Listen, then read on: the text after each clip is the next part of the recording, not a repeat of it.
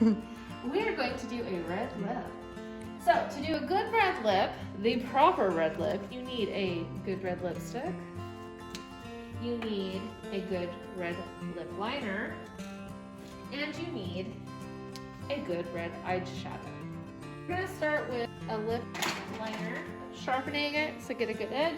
I'm going to come in and I'm going to follow her actual lip line. And then I'm going to fill in the inside. That is, everything should wear all day. Okay, it won't wear all day, but it's going to wear a damn long time.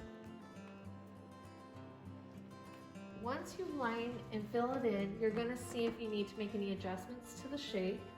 Like if you wanted to point the cupid's bow or round the cupid's bow or whatever you wanted to do.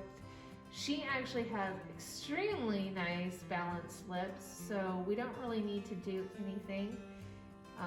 I think proportionately we don't need to make it bigger. It's just, they're just very nice. So we don't really have to do much. So I'm just making sure I filled everything in.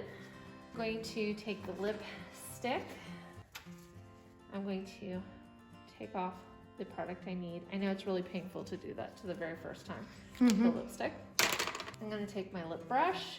You can also use disposable applicators if you'd like. I prefer a lash brush. So open them out just a little bit, not the eyes, just the mouth.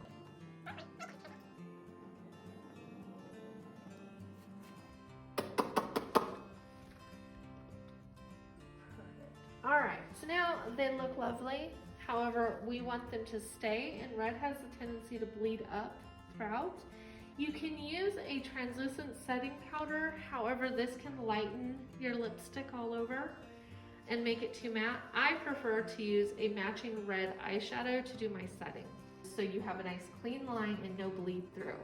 I would take a red eyeshadow and get a closest one to this match. I think if I combine these two, we're gonna have a closer, pretty close match. And then I'm gonna come in and set just the edges. And then she will have a nice clean edge. Ta-da!